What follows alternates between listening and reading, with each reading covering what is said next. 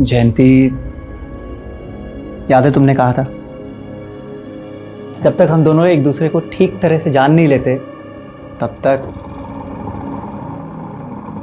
किसी को जानने के लिए उसके करीब आना ज़रूरी होता है। कहीं तुम नपुंसक तो नहीं, इसलिए घर जवाई बनने के लिए तैयार हो गए? ये क्या कह रही हो तुम? जयंती, सोच के तो बोलो। अगर ऐसा नहीं है तो फिर दिखाऊंगा। दिखाओ मुझे अपनी मुंडानी। जयंती। नमस्कार, मैं सोनाली कुलकर्णी क्राइम पेट्रोल सतर्क में आपका स्वागत करती हूँ। जब कोई इंसान चारों ओर खतरों से घिरा हो तो दो स्थितियां पैदा होती है, या तो वो उस खतरे से तबाह हो जाए या ऐसा साहस जुटाए जो कोई उदाहरण पेश करता हो। लेकिन ये कहानी एक तीसरी स्थिति की है, जिसमें अतीत और वर्तमान का एक ऐसा ताना बाना है जो सोचने पर मजबूर करता है कि क्या किसी के साथ ऐसा भी हो सकता है। मैं खुद से बहुत बातें करती हूँ, लेकिन लोगों की आवाज बनना चाहती हूँ। इसीलिए मैं अपने ये मोनोलॉग्स रिकॉर्ड करती हूँ। क्या मुझ में भी स्पार्क है? कहते हैं शब्द बहुत कीमती होते हैं, पर क्या लोग मेरे इन शब्दों की कीमत समझ पाएंगे?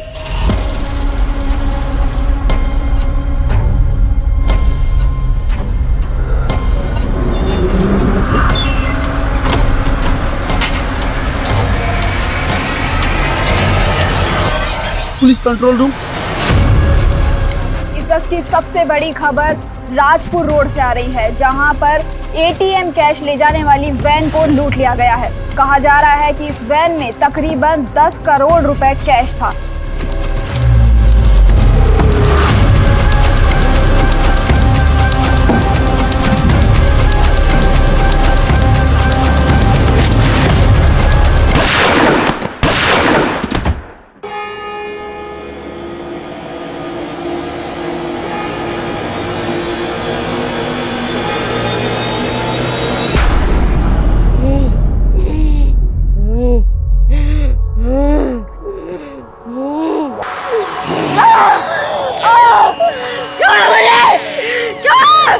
बता कौन है तू? इस लड़की के अंदर कैसे घुसा? बोल कौन है तू?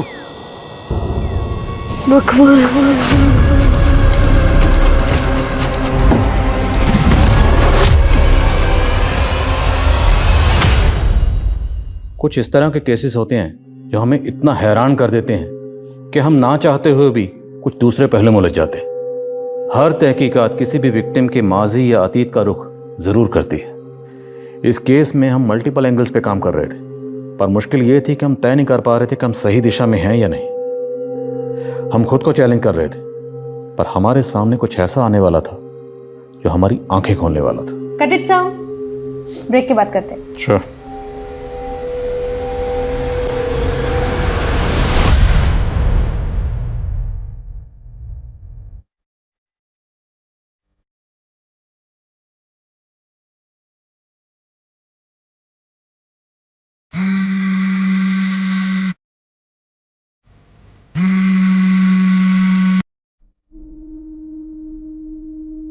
Hello hello hello. हाँ सर, मैंने अपने सोर्सेज से पता किया है, ये इन्फॉर्मेशन एकदम करेक्ट है। सर, एक इलीगल आर्म डीलिंग होने वाली है एक नॉन पॉलिटिशियन और गैंगस्टर के बीच में। सर प्लीज़ मुझे ये स्टोरी कवर करनी है, और सर मैंने स्टिंग की तैयारी भी कर ली है। Thank you so much sir. क्या हुआ उजाली, तुम पार्टी से इतना दूर दूर क्यों भाग रही हो? मुझे और गौतम को साथ में देख के जेलसी हो रही है? वैशाली, मेरी लाइफ में ना इन सब फालतू बातों के अलावा भी बहुत काम है। फालतू बातें? याद है तूने बेट लगाई थी कि गौतम तुझे प्रपोज करेगा, लेकिन वो तो मुझसे शादी कर रहा है। क्या कर रहे हो तुम लोग यार? पार्टी में आए हो शिखर वार्ता में? कम ऑन यार, लेट्स हैव सम फन ना। चलो यार। नहीं गौतम, मुझे अर्जेंट काम से जाना है। अरे जाली यार, तुम ऐसे नहीं जा सकती। कम ऑन यार, चलो ना। करण, मैंने बोला ना मुझे अर्जेंट काम से जाना है। I have to go. How rude. इसे क्या हो गया? लीव यार, चलो एंजॉय यार।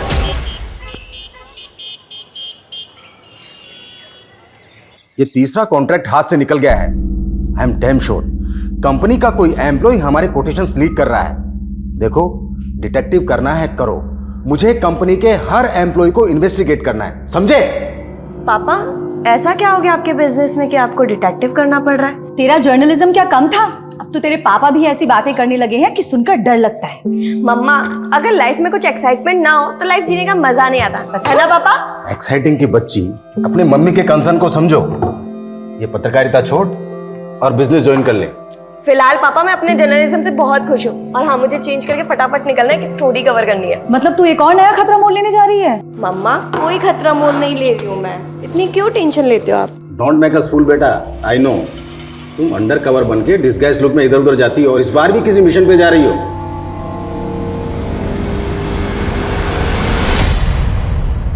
I will expose him. I will expose him. After all, it's a matter of national security. I will expose him. Oh madam, क्या कर रही है? खाना बनाने को बोला था, बीरबल की खिचड़ी नहीं। क्या बात कर रही है? हाँ? इसी लायक नहीं है तू। ना तो पति के पेट की भूख शांत कर सकती है, ना शरीर की। चल!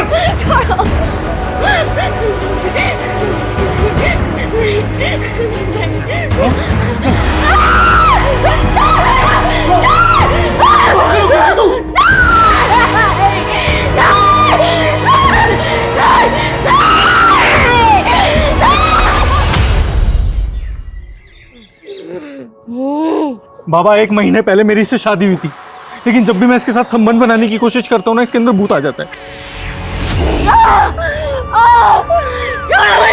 बोल कौन है तू? इस लड़की के अंदर कैसे घुसा? बोल कौन है तू?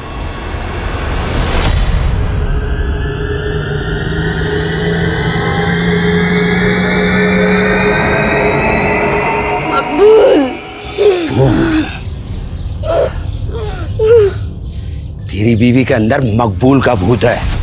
बाबा, आप इसका भूत निकाल सकते हो क्या? अरे निकालेंगे नहीं, खरीद भी लेंगे। तू तो बस बोली लगा। बाबा, 1100 रुपए। 1100? अरे 1100 में इंसान नहीं पलता, भूत कैसे पालेंगे? 11,000 रुपए लगेंगे और गारंटी के साथ लिख कर देंगे कि तुम्हारी बीवी के अंदर मकबूल का भूत नहीं घुसे। हाँ। तो देखा आपने किस तरह से भूत खरीदी केंद्र पर भूत का सौदा किया जा रहा है।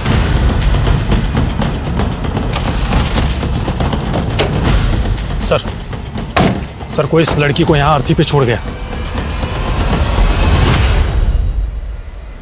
पूजा, खोलो जरा।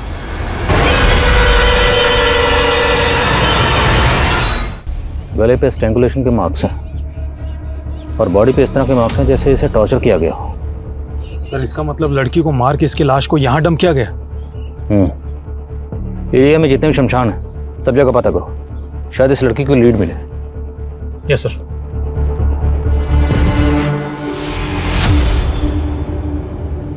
पूजा, बड़ी उधर पलटो।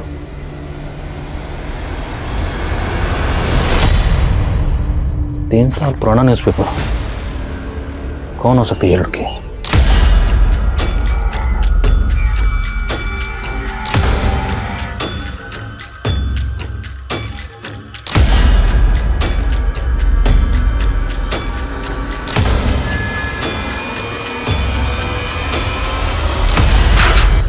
बाहर खोले देख।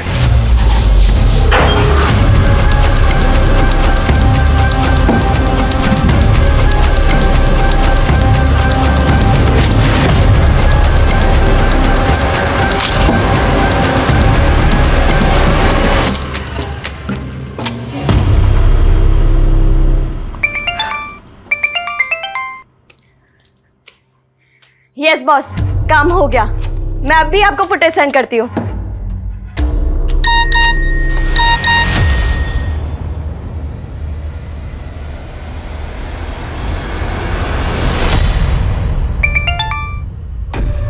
ये क्या बकवास है रुशाली? एक्चुअली ना, मैंने गौतम के साथ बहुत मेमोरेबल टाइम स्पेंड किया, सोचा तुझे बता दूं। तू मुझे जेलस फील कराने के लिए इतनी हद तक गिर सकती है, ये मैं सोच भी नहीं सकती थी। तू रुक, अभी मैं गौतम को पूरी सच्चाई बताती हूँ कि तू कितनी गिरी हुई लड़की है।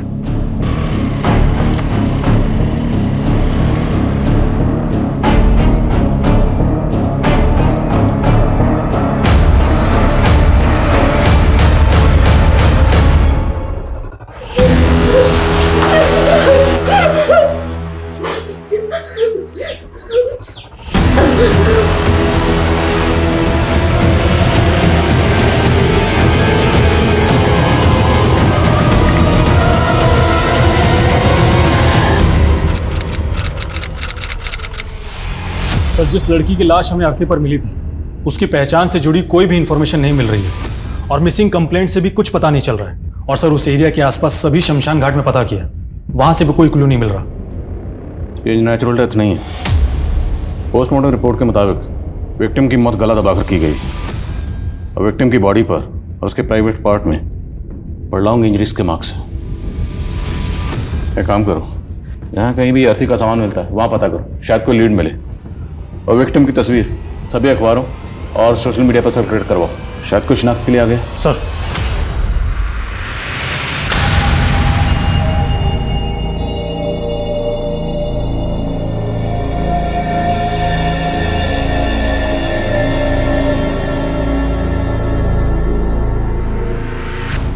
सुनीता, हाँ ये देख, ई न्यूज़ पेपर में क्या छपा है?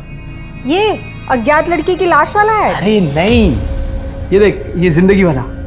ये सुरेंद्र श्रीवास्तव नाम का आदमी अपनी बेटी के लिए घर जवाई ढूंढ रहा है। हाँ तो अरे तो मतलब मैं चांस लेके देखूं, हो सकता है मेरी शादी उसकी बेटी से हो जाए। हेलो, कालानगर पुलिस स्टेशन, आप कौन बोल रही हैं? सर, मैंने ही आपको फ़ोन किया था। जिस लड़की का फ़ोटो आपने अखबार में छापा था वो हमारी पड़ोसी है। वो अपने पति के साथ यहाँ रहती है, पर कुछ दिनों से उसके घर में ताला लगा है। सर, उस लड़की का और उसके पति का नाम क्या है? सर, उसके पति का नाम तो बंसी है, पर लड़की का नाम मुझे नहीं पता। वो पिछले महीने उसे शादी करके यहाँ पर लाया था।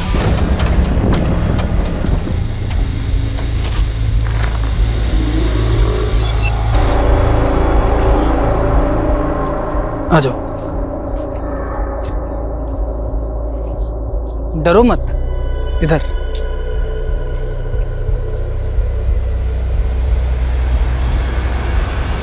आपके पास उनमें से किसी का फ़ोन नंबर है? जी, उसके पति बंसी का नंबर है मेरे पास, पर वो बंद है नंबर। कोई बात नहीं, आप नंबर दीजिए। खुशबू नंबर। अनुज, ताला तोड़ो।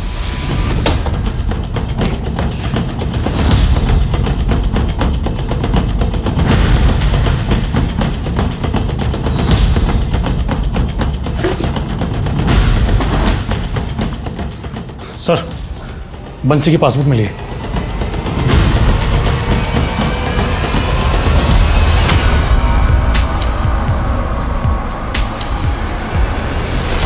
ये दोनों मियाँ बीवी में रिश्ता कैसा था?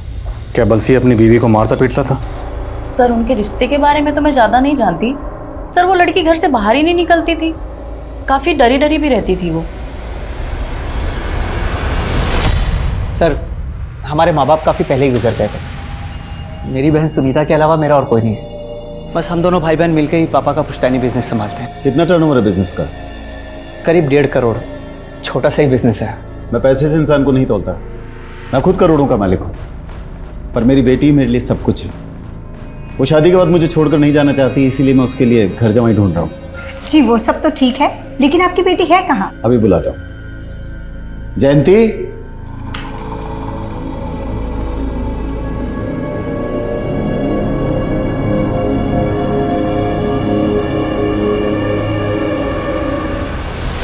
सर, बंसी की ट्रांजैक्शन से पता चला है कि उसके अकाउंट में चौधरी ट्रांसपोर्ट से फंड ट्रांसफर होता था। मैंने चौधरी ट्रांसपोर्ट में पता किया, वो वहाँ पे एक ड्राइवर था और उसकी कंपनी वालों का कहना है कि 11 दिन पहले वो पंजाब एक डिलीवरी लेकर गया था, लेकिन अभी तक लौटा नहीं है। पता करो पंजाब में कहाँ गया था और इस वक्त वो कहाँ है। Okay sir. सर, एक लोकल चैनल न्यूज़ की क्लिप में वो लड़की दिखाई दे रही है जिसका मर्डर हुआ था।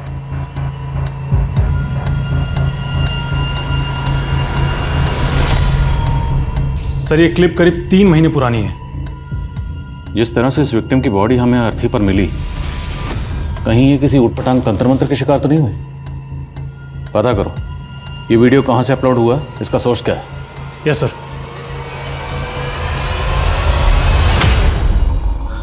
बेटा, शादी पक्की करने से पहले मैं तुमको अपने परिवार की एक रस्म के बारे में बताना चाहता हूँ। पापा, अभी सब रहने दीजिए ना। अब बेटा, रस्म है तो निभानी तो पड़ेगी ना। नहीं नहीं, प्लीज़ बताइए ना क्या रस्म। बेटा, रस्म ये है कि हमारे यहाँ लड़का जब घर जमाई बन के आता है तो वो दहेज लेकर आता है। वैसे यहाँ भगवान का दिया सब कुछ है, पर तुम 11 लाख रुपए नकद दे देना। उस पैसे से मैं तुम दोनों के नाम से दान पुण्य कर दूंगा। देखा, मुझे पहले ही लगा था अखबार में घर जमाई का ऐड देने वाले लोग फ्रॉड होते हैं, और अब अगर इन्हें पैसे दे दिए तो ये हमें चपेट लगा के निकल जाएंगे।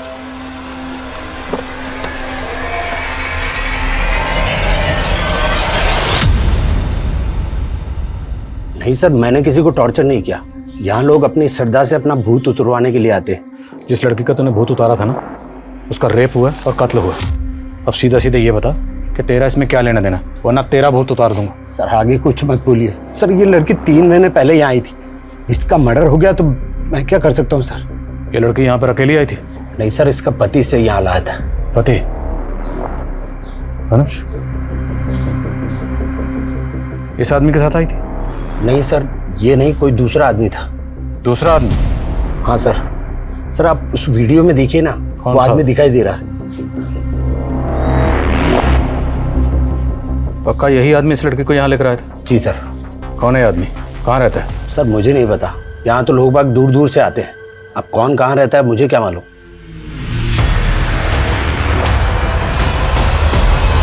कहा जा रहा था उजाली पे किसी मकबूल नाम के भूत का साया था, लेकिन ये मकबूल वाकई कोई भूत था या ये गुनाहों को छिपाने का कोई षड्यंत्र था। एक तरफ कहा जा रहा था कि उजाली बंसी की पत्नी थी, लेकिन अब पता चला था कोई निरंतर भी उसका पति था। लेकिन उजाली की मौजूदा जिंदगी का परिवेश उसके अतीत से एकदम अलग था। उजाली एक बिजनेस फैमिली से ताल्लुक रखने वाली एक पढ़ी लिखी लड़की थी जो 3 साल पहले तक मीडिया से जुड़ी थी, लेकिन उसका अतीत कई चौंकाने वाले कड़ियों से जुड़ा था, जिसका एक पहलू उजाली की दोस्त रुशाली का मर्डर था।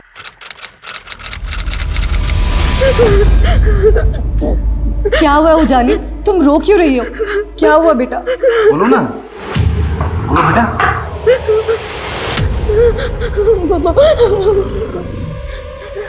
ले चलो इसे। कहाँ ले जा रहे हो उसे? नहीं उजाली, पापा मैंने कुछ नहीं किया पापा। सुनिए तो सही, फ्रेंड रुशाली का मर्डर किया है तुमने? नहीं पापा, मैंने कोई मर्डर नहीं किया पापा। रुशाली के घर के बाहर सीसीटीवी में कैप्चर हुई थी तुम, तुम्हारे कपड़ों पर खून लगा हुआ था, मर्डर करके भागी थी वहां से।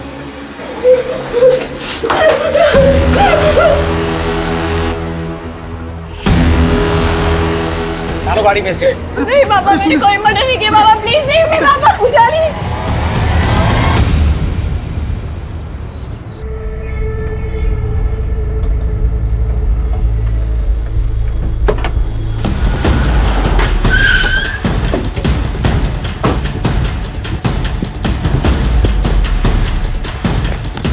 मैंने कुछ नहीं किया, मैंने कुछ नहीं किया, मैंने कुछ नहीं किया साहब, मैंने कुछ नहीं किया साहब। मैं तो मेरे काम से पंजाब गया हुआ था साहब, वहाँ अखबार में देखा कि मेरी बीवी का यहाँ पे मर्डर हो गया, तो मैं डर गया था साहब। सब पता हमें, तो एक लंबे अरसे से अपनी बीवी को फिजिकली और सेक्सुअली अब्यूज कर रहा था। तूने उसको नहीं साहब, हमारे तो शादी के बाद भी शारीरिक संबंध नहीं बने थे साहब, मैं सच कह रहा हूँ साहब। अभी 15 दिन पहले तुम उसको सही सलामत छोड़ के गया था साहब। पूजा, मुझे पंजाब से वापस लौटने में 6-7 दिन लग जाएंगे, तुम ध्यान रखना अपना। हाँ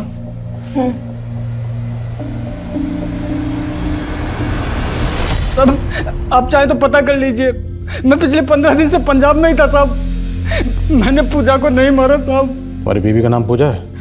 हाँ साहब। कहाँ की रहने वाली थी? परिवार में कौन कौन है?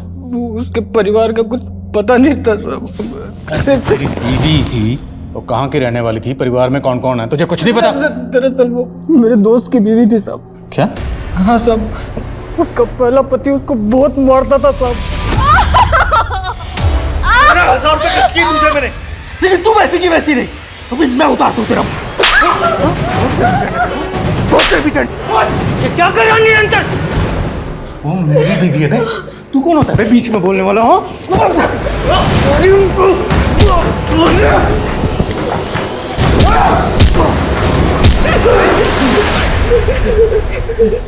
चलो पूजा, चलो यहाँ से। वो कभी ना चाहता तो पूजा को कहीं भेज देता साहब, इसलिए मैं उसे बचा के अपने साथ ले आया साहब।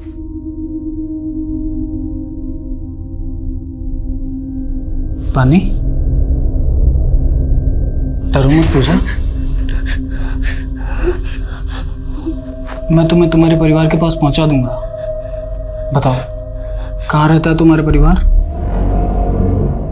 पूजा ने मुझे कुछ बताया नहीं साहब, और इसलिए उसे सहारा देने के लिए मैंने उससे दूसरी शादी कर ली।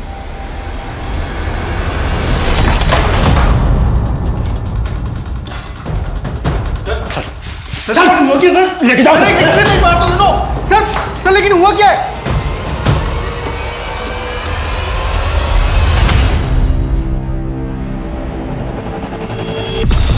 साहब वो बंसी झूठ बोल रहा है साहब। सब सच ये है कि पूजा का दिमाग खराब था साहब। उल्टा मैं तो उसका इलाज करवा रहा था। तो उल्टा इलाज करवा रहा था उसका। काफ़ी लंबे अरसे से उसको टॉर्चर कर रहा था और उसे फिजिकली और सेक्सुअली अब्यूज भी कर रहा था। साहब सच बात तो ये है कि मैं कभी पूजा के साथ फिजिकल रिलेशन बना ही नहीं पाया साहब। मैं जब भी उसके पास जाता रहा उल्टा मुझे मारने को दौड़ती थी साहब। तो इसलिए तूने उसे मार दिया? साहब मैं क्यों मारूंगा उसको साहब? उसका दिमाग बिल्कुल खराब था। सच बताऊं तो औरत कभी मुझे समझ ही नहीं आई साहब। कभी तो गवारों वाली हरकत करती थी, कभी अंग्रेजी में बड़बड़ाती थी।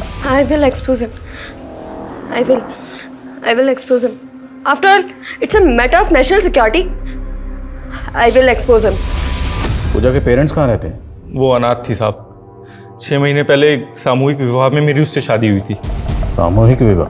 हाँ साहब वो मुकेश नाम का एक सामाजिक कार्यकर्ता है, उसने ही हमारी शादी कराई थी। ये लीजिए, हमारा एनजीओ 21 अनाथ लड़कियों की शादी करवा रहा है और मैंने सुना है कि तुम्हारी भी शादी नहीं हो रही है। तो तुम चाहो तो इनमें से किसी एक लड़की के साथ एनजीओ द्वारा आयोजित सामूहिक विवाह सम्मेलन में शादी कर सकते हो।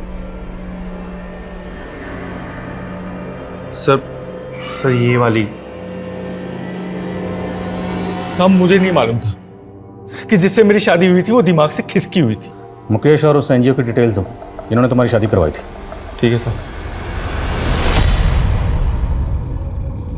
जयंती, याद है तुमने कहा था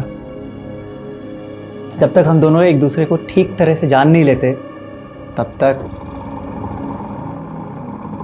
किसी को जानने के लिए उसके करीब आना ज़रूरी होता है। कहीं तुम नपुंसक तो नहीं, इसलिए घर जवाई बनने के लिए तैयार हो गए? ये क्या कह रही हो तुम? जयंती, सोच के तो बोलो।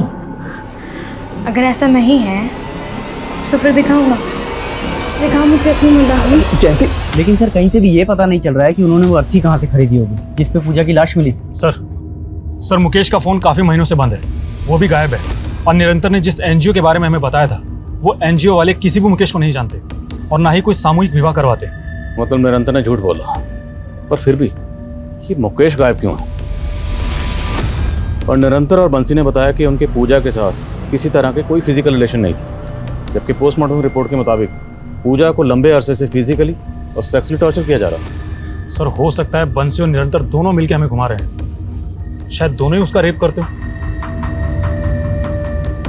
और निरंतर ने बताया कि पूजा कभी कभी अकेले में इंग्लिश में बड़बड़ाती थी। I will expose him. After all, it's a matter of national security. तो मुमकिन है कि पूजा किसी पढ़ी लिखी फैमिली से बिलोंग करती है और ज़हनी हालत खराब होने की वजह से गलत लोगों के चंगल में फंस गई। सर हमने निरंतर के घर की भी तलाशी ली तो वहां पर हमें एक रसीद मिली है जिस पर किसी मकबूल भूत की खरीदी के बारे में लिखा गया है। मकबूल भूत? हाँ सर। और सर निरंतर की घर की दीवार पर ब्रेकिंग न्यूज़ लिखा हुआ था और वहीं हमें कुछ ऐसे पेपर्स मिले हैं जिसमें कुछ इंग्लिश में लिखा हुआ है। और सर निरंतर ने हमें बताया था कि पूजा ये सब ट्रांस में आकर लिखा करती थी। ये तो किसी न्यूज़पेपर के हेडलाइन की तरह लग रहा है। विक्टिम की बॉडी हमें जिस अर्थी पर मिली थी उस पर कुछ न्यूज़पेपर थे। उन न्यूज़पेपर की हेडलाइन को इन हेडलाइन से मैच करके देखो कोई कनेक्शन बनता है। और पूजा की तस्वीर को इंडिया के सभी थानों में सर्कुलेट करवाओ। आई थिंक हमें पूजा के केस को समझने के लिए पूजा और उसकी स्टेट ऑफ माइंड को समझना पड़ेगा। Yes sir.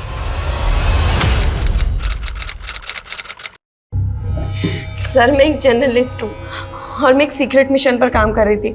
रुशाली केस में मुझे ज़बरदस्ती फंसाया जा रहा है ताकि मुझे मेरे केस से दूर किया जा सके। कहानियां सुनाकर तुम हमें नहीं उलझा सकती। रुशाली की मौत के वक्त तुम उसके घर में मौजूद थी। सर मैं वहाँ सिर्फ गौतम से मिलने गई थी और जब मैं वहाँ पहुँची तो मैंने देखा कि गौतम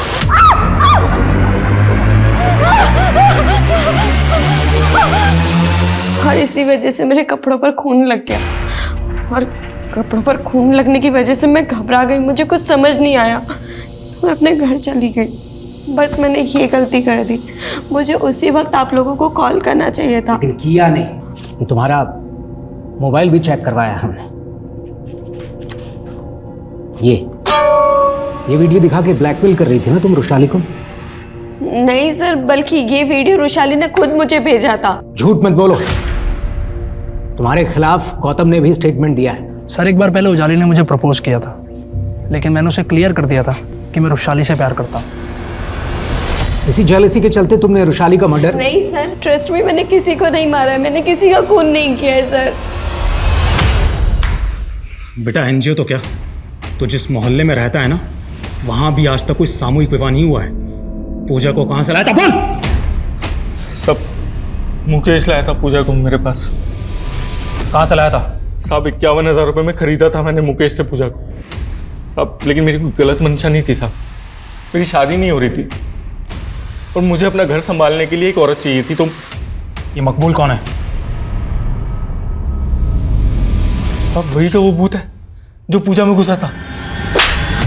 निरंतर और चिराग बाबा मकबूल को भूत बता रहे हैं। तो जब पूजा तुम्हारे साथ रह रही थी, पूजा ने कभी भी तुम्हारे सामने इस मकबूल का जिक्र किया था?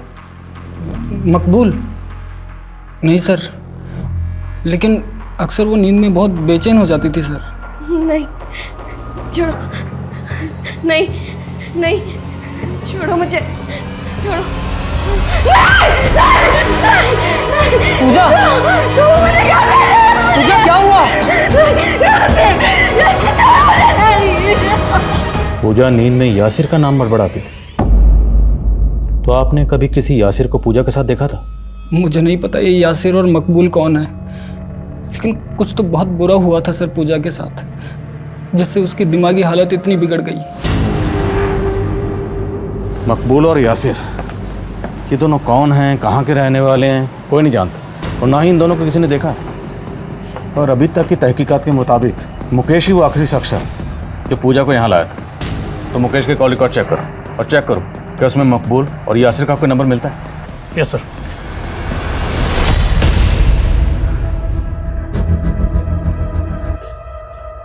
दिनेश, तेरा जयंती से कोई झगड़ा हुआ क्या? झगड़ा नहीं तो पापा। जयंती का सुबह से कुछ पता नहीं, फोन भी स्विच ऑफ आ रहा है, पता नहीं कहाँ चली गई। सुबह से गायब है। कहाँ जा सकती है? हेलो जी, बोल रहा हूँ। क्या? नहीं, देखो तुम मेरी बेटी को, मेरे पास इतना रुपए नहीं है भाई। हेलो हेलो पापा कौन था ये? बेटा किसी ने जयंती को किडनैप कर लिया है और फिरौती में 5 करोड़ रुपए मांग रहा है। व्हाट? पापा हमें तुरंत पुलिस को इन्फॉर्म करना चाहिए। आइए नहीं नहीं पापा। उसने धमकी दी है कि अगर हमने ऐसा किया तो जयंती को। क्या करूं? कितना भी जोर लगा लूं पर 2 करोड़ से ज्यादा का इंतजाम नहीं कर सकता मैं। तो कुछ करना बेटा। पापा मैं इतने पैसे। बीवी है वो तेरी, अरे अपनी बीवी के लिए इतना नहीं कर सकता? किडनैपर ने हमें केवल 24 घंटे की मोहलत दी है बेटा। पापा आप फिक्र मत कीजिए, मैं कुछ करता हूं। सर मुकेश के सीडीआर में किसी यासिर और मकबूल का नंबर नहीं मिला है, बल्कि उसके सीडीआर में कई फेक आईडीज के नंबर्स हैं। अगर मुकेश ने पूजा को किसी को बेचा था तो जाहिर है वो सेक्स रैकेट और ह्यूमन ट्रैफिकिंग से भी जुड़ा होगा। एक काम करो, एरिया के जितने भी ब्रोथल सब जगह चेक करो और ह्यूमन ट्रैफिकिंग से जुड़ा केसेस स्टडी करो। शायद इस मुकेश की कोई लीड मिले। Yes sir. सर हमें सर कानपुर पुलिस से पूजा की एक इन्फॉर्मेशन मिली। उनका कहना है कि ये लड़की पूजा नहीं बल्कि उजाली नाम की एक जर्नलिस्ट थी सर, जो किसी रुशाली नाम की लड़की के मर्डर केस में प्राइम सस्पेक्ट भी थी। और सर ये उजाली उस मर्डर केस में बेल पर थी, जिसके बाद से वो फरार है। तब से कानपुर पुलिस इसकी तलाश कर रही है। तो मतलब हमारे केस की विक्टिम मर्डर केस की सस्पेक्ट थी।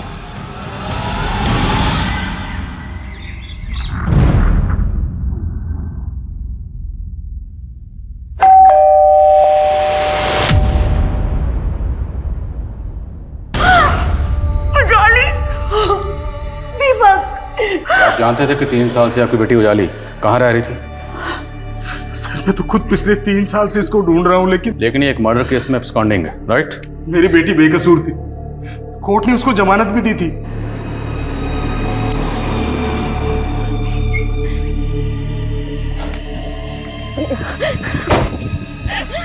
जमानत पर बाहर आने के बाद उसको किसी ने अगवा कर लिया था सर। किसने अगवा किया?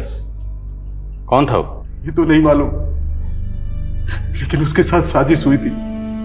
हमने उसकी मिसिंग कंप्लेंट भी पुलिस में लिखवाने की कोशिश की थी सर, लेकिन पुलिस ने हमारी कंप्लेंट तक दर्ज नहीं की, उल्टा उस पर फरार अपराधी का टैग लगा दिया सर। कहीं ऐसा तो नहीं कि मर्डर चार्जेस से बचाने के लिए आपने खुद ही अपनी बेटी को कहीं भेज दिया छुपने के लिए?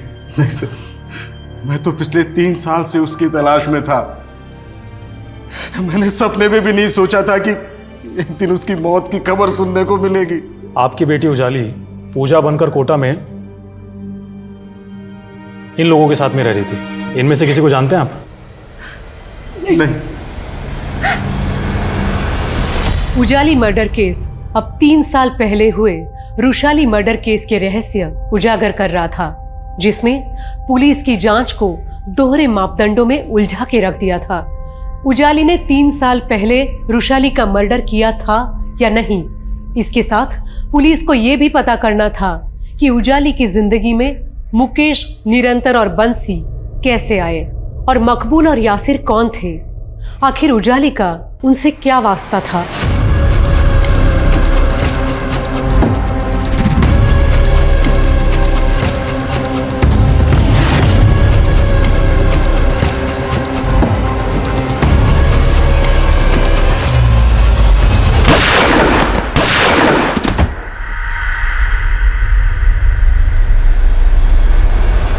सर 7 दिन पहले राजपुर रोड पर जो एटीएम कैश वैन लूटी गई थी, उस केस में राजपुर पुलिस ने मकबूल और यासिर नाम के इन 2 क्रिमिनल्स को जीरो डाउन किया है जिन्होंने ये लूट की थी। सर हमारे केस में भी तो मकबूल और यासिर यही दोनों नाम सामने आए और अब राजपुर पुलिस इन दोनों को ढूंढ रही है। पर हमारे केस में जो यासिर और मकबूल के नाम सामने आए हैं उन किसी ने देखा नहीं, उनके सिर्फ नाम सामने आए थे। अब ये महज इत्तफाक है कि इन दोनों के नाम भी सेम हैं। क्या ये दोनों वही हैं?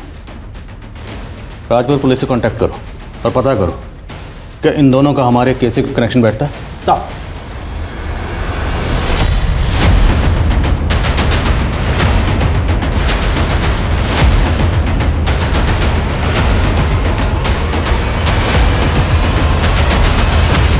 सर रुशाली मर्डर केस में रुशाली के जिन दोस्तों के स्टेटमेंट लिए गए थे उनसे तो यही पता चला है कि उजाली की कभी भी रुशाली से नहीं बनती थी।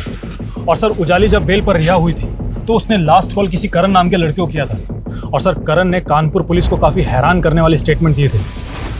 उजाली ने जब मुझे लास्ट टाइम कॉल किया तो उसने मुझसे फेवर मांगा था।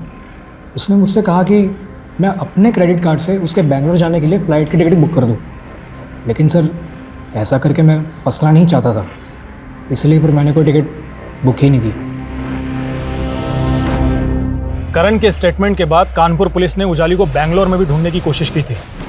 भले ही कानपुर पुलिस की ये थ्योरी है कि उजाली ने रुशाली का मर्डर किया और फरार होगी, लेकिन रुशाली मर्डर केस में सस्पेक्ट तो रुशाली का मंगेतर गौतम भी था।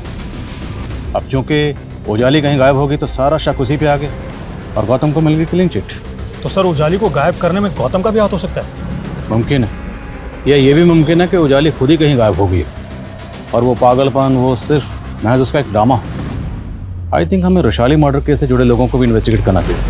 हो सकता है उन्हीं में से किसी ने उजाली को गायब किया और उसका मर्डर भी कर दिया। नेताजी वो जर्नलिस्ट उजाली, उसके मर्डर केस वाली पुलिस अब रुशाली मर्डर केस में दिलचस्पी ले रही है। कहीं ऐसा ना हो कि वो उजाली का लिंक ढूंढते ढूंढते हम तक पहुंच जाए। सर उजाली 3 साल से गायब थी। अब अगर उसकी लाश मिली है तो इसका मतलब ये तो नहीं कि उसने रुशाली का मर्डर नहीं किया होगा।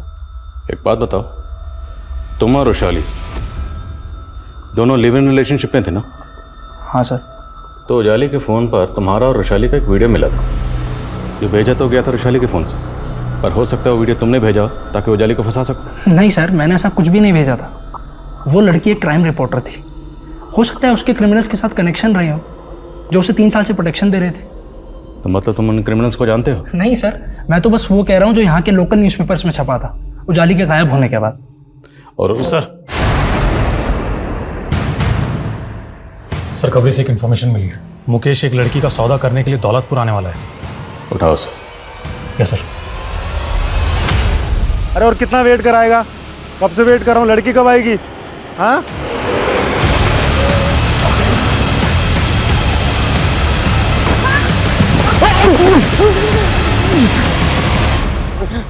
सब मैं सब कुछ बताता हूँ सब मैं मानता हूँ कि मैंने उस लड़की को निरंतर को बेचा था, लेकिन साहब मैंने उसको मारा नहीं साहब, मैं सच कहता हूँ।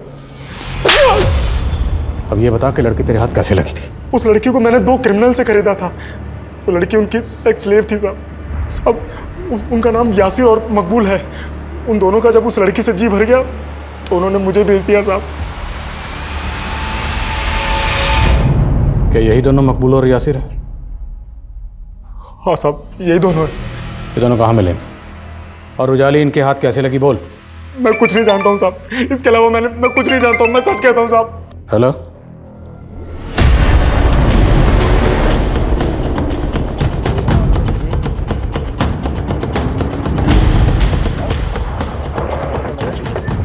सर एक राहगीर ने इस लड़की की लाश को देखा और उसके बाद हमें फ़ोन किया।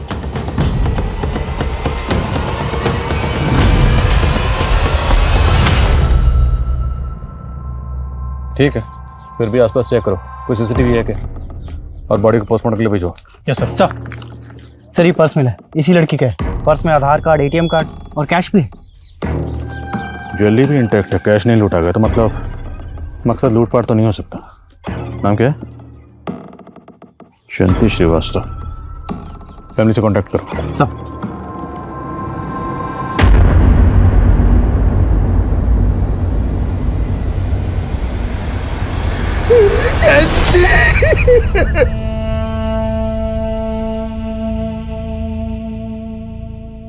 सर पक्का मेरी बेटी का मर्डर मेरे दामाद ने करवाया सर, और उसी ने मेरी बेटी का किडनैप भी करवाया था। तो जब आपकी बेटी किडनैप हुई थी तब आपने पुलिस कंप्लेंट क्यों नहीं की? मुझे किडनैपर ने धमकी दी थी सर। मैं सब कुछ वैसे ही करता रहा जो मेरा दामाद मुझे बोलता रहा। उल्टा उसने मेरा भरोसा जीतने के लिए 5 करोड़ की फिरौती में से 1.5 करोड़ रुपए का इंतजाम भी किया, और उसके बाद वो रुपए लेकर गायब हो गया सर। आपके पास आपके दामाद की कोई तस्वीर वगैरह है? हाँ सर, ये मेरा दामाद दिनेश और ये उसकी बहन सुनीता। मैं इनके घर भी गया था सर, पर पता चला ये लोग किराए के मकान में रहते थे, वहां से खाली करके जा चुके हैं सर। कोई बात नहीं, जहाँ पे आपका दामाद किराए पर रहता था वहाँ का एड्रेस दीजिए और उसके अनुज एड्रेस आप जाइए इनके साथ। अंसारी। सर राजपुर पुलिस को मकबूल और यासिर की लाश मिली, लेकिन सर उन्हें उनके पास से लूट का पैसा नहीं मिला। ये कोई बड़ा गेम है। मकबूल और यासिर को इसलिए मारा गया ताकि हमें पता ही ना चले कि उजाली उनके जंगल में कैसे पहुंचे। ये जो भी है, उजाली की प्रेजेंट लाइफ या उसके 3 साल पहले की ज़िंदगी से जुड़ा हो सकता है। एक काम करो, राजपुरा पुलिस से यासिर और मकबूल दोनों की डिटेल्स निकलो। Okay sir. क्या आपने सच में 3 साल पहले उजाली को इस केस से बचाने के लिए कहीं छुपा दिया था? ये क्या बोल रही हो तुम सुमन? अगर आप उसे बचाना चाहते थे तो फिर उसका मर्डर कैसे हो गया? किसने मारा उसे? किसने मारा मेरी बच्ची को? हाँ ठीक है, जैसे पता चलता मुझे बता। सर मैं जयंती के फादर को जयंती की ज्वेलरीज और कैश हैंड ओवर कर रहा था, तो उन्होंने उसमें से रिंग लेने से मना कर दिया।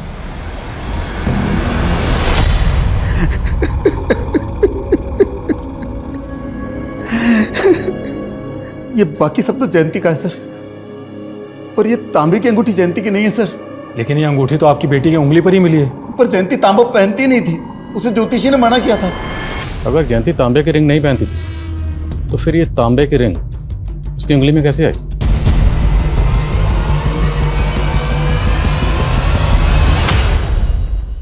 काम करो, उजाली के बॉर्डर पे हमें जो जो सामान मिला था वो सामान लेकर आओ तुरंत। Yes sir.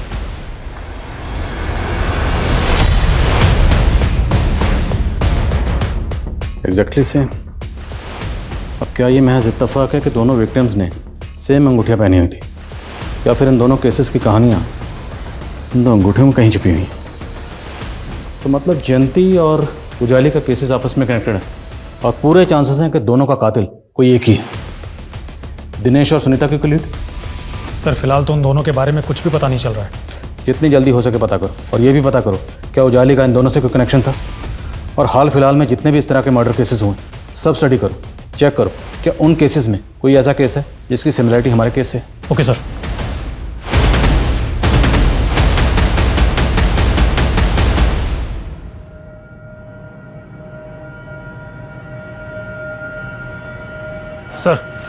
सर मैंने रुशाली और उजाली के कॉलेज टाइम के कई दोस्तों से पूछताछ की। सर पूछताछ में एक नया ही एंगल सामने आया जो कि करण के खिलाफ जाता है।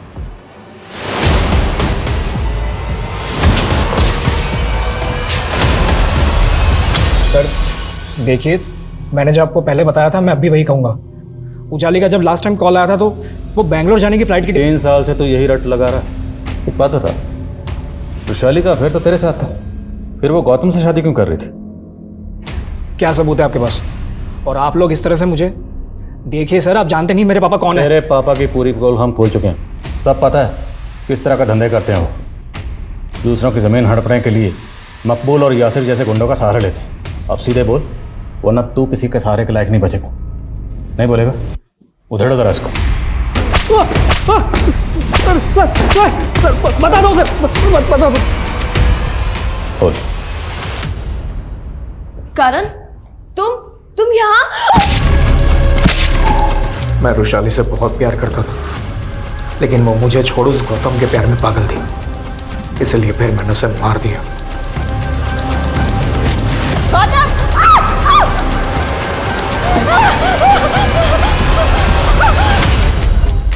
सर फिर उजाली जमानत पे बाहर आई और अपने आप को इनोसेंट साबित करने के लिए वो मुझ पे शक करने लगी।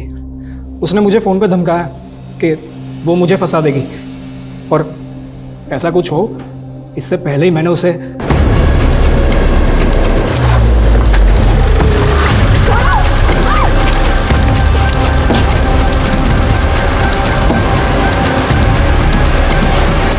सर मैंने उन दोनों बेवकूफ़ों को बोला था कि उजाली को मार के गायब कर दे, लेकिन पहले उन दोनों ने उसके साथ मज़े किए, फिर पैसों के लालच में उसे बेच दिया, और यहाँ आप लोग वैशाली मर्डर केस में लग गए।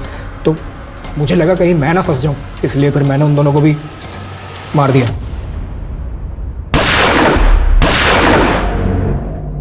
मैं मानता हूँ कि मैंने वैशाली को मारा था, पर उजाली 3 साल से कहाँ है मुझे नहीं पता। मैंने नहीं मारा उसे सर, यकीन कीजिए सर, मैंने नहीं मारा उसे। सर मुझे 3 अलग अलग एरिया के 3 मर्डर केसेस के बारे में पता चला, जिसमें विक्टिम की उंगली पर ठीक वैसे ही तांबे की अंगूठी मिली थी, और सभी औरतें थीं, और सबको गला दबा कर मारा गया था। और तीनों केसेस में क्रिमिनल को लीड? हाँ सर एक विक्टिम को मर्डर से पहले एक लड़के के साथ में देखा गया था, उसका स्केच भी बना था। सर आज तक इस लड़की की पहचान नहीं हो पाई है। सर ये दिनेश और सुनीता तो बहुत पहुंची चीज़ निकले सर। सर ये दोनों भाई बहन नहीं हैं, बल्कि पति पत्नी हैं, और इन्होंने कई शहरों में कई फ्रॉड किए हैं। सर दिल्ली, गुजरात और एमपी की पुलिस इन्हें कई सालों से ढूंढ रही है। देखा स्वीराज, कैसे 11 लाख देके मैंने करोड़ों अंदर कर दिए। सो अब क्या प्लान है? जाने मन अगला प्लान ये है कि इस बार मैंने शादी की थी, अगला बकरा किसी लड़के को बना के उससे तुम शादी कर लेना। क्यों?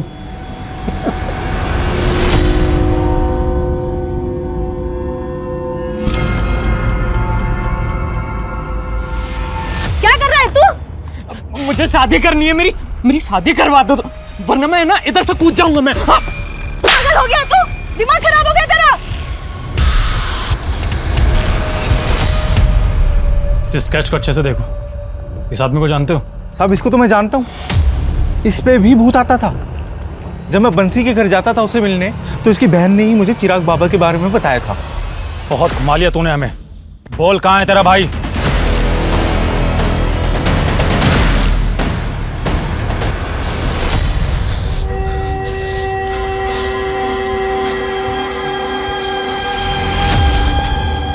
शादी नहीं करेगी ना मुझसे? शादी नहीं करेगी मुझसे? शादी नहीं करेगी? शादी नहीं करेगी? नहीं करेगी?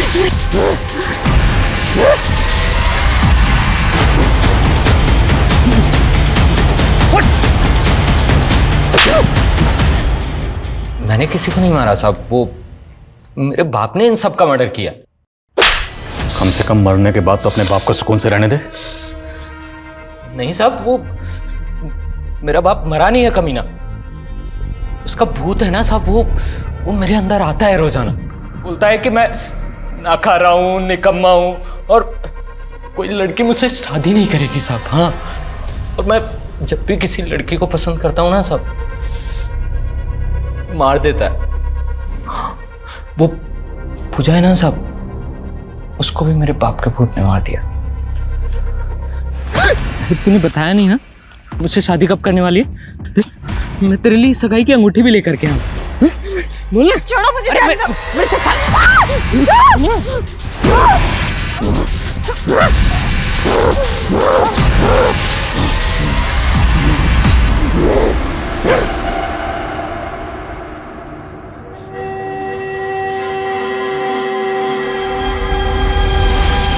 तूने पूजा की लाश को अर्थी पर क्यों रखा था? मैंने जब उसको मारा था ना साहब, तो वहाँ एक अर्थी पड़ी थी, लावारिस। हाँ, तो मैंने बांध दिया साहब, सोचा कि मुक्ति मिल जाएगी उसको, बस ऐसे ही। और जयंती, उसको क्यों मारा? उसके बाप ने इश्तिहार दिया था शादी का, और जब मैं पहुंचा ना वहाँ पे तो शादी हो चुकी थी साहब। फिर मैंने एक दिन देखा कि उसका जो पति है ना साहब, वो उसको है ना कार से बीच रास्ते में छोड़ करके भाग गया था।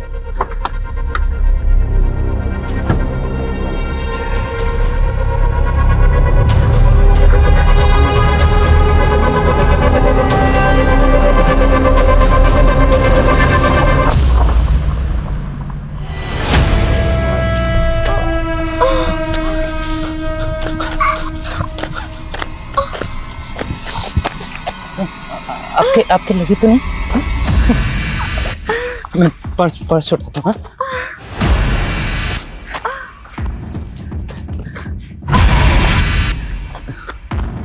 पति था ना तुम्हारा? हाँ? एक काम करो, तुम मुझसे छोड़ दो। हाँ, मुझसे शादी कर लो। हाँ, मुझसे शादी कर लो ना। क्या बोल रहे हो? अरे मुझसे शादी कर लो ना। मुझे छोड़ो, छोड़ो मुझे।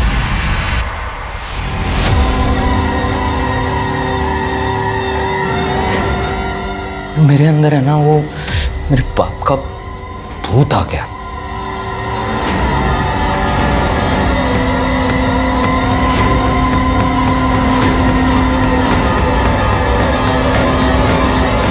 आप ना मेरी शादी करवा दो, फिर कोई नहीं मरेगा।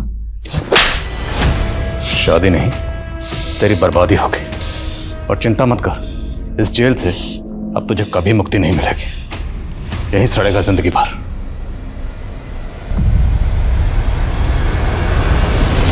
रेडी? चलो ठीक। या रेडी, रोल रोलिंग एक्शन। हर जुर्म का कोई ना कोई आफ्टर इफेक्ट जरूर होता है, जिसका असर विक्टिम के साथ साथ उसके घर वालों को भी भुगतना पड़ता है। और साथ ही हर केस हमें भी कुछ ना कुछ जरूर सिखाता है। रुशाली मर्डर केस की तहकीकात कई सवाल खड़े करती है, जिसमें एक सवाल यह है कि आखिर क्यों उजाली को 3 साल तक गुमनामी की जिंदगी गुजारनी पड़ी, जिसका खामियाजा उसे शिवेंदु जैसे मुजरिम के जुर्म का शिकार होकर करना पड़ा। कोई भी तहकीकात जब तक अपने सही अंजाम तक नहीं पहुंचती, उसका असर इतना ही भयानक होगा। इसलिए हम चाहते हैं कि दिनेश और सुनीता जैसे मुजरिमों को जल्द से जल्द गिरफ्तार करें, ताकि किसी और बेगुनाह का अंजाम जयंती और उजाली जैसा ना हो। ये केस हमें ये सोचने पर भी मजबूर करता है कि भूत प्रेत जैसे अंधविश्वास अक्सर गुनाहों को फैलने फूलने का मौका देते हैं। शिवेंदु को मानसिक उपचार की जरूरत थी। अगर उसे असाइलम भेजा जाता तो शायद इस केस में ये स्थिति पैदा नहीं होती। अब मैं सोनाली कुलकर्णी आपसे विदा लेती हूँ। फिर मिलेंगे एक नए केस के साथ क्राइम पेट्रोल सतर्क में। तब तक अपना और अपने परिवार का ख्याल रखिए। आप जानते हैं हम सब एक मुश्किल दौर से गुजर रहे हैं। कृपया मास्क पहने, सैनिटाइजर का इस्तेमाल करें और उचित दूरी बनाए रखें। देखते रहिए क्राइम पेट्रोल सतर्क। जय हिंद।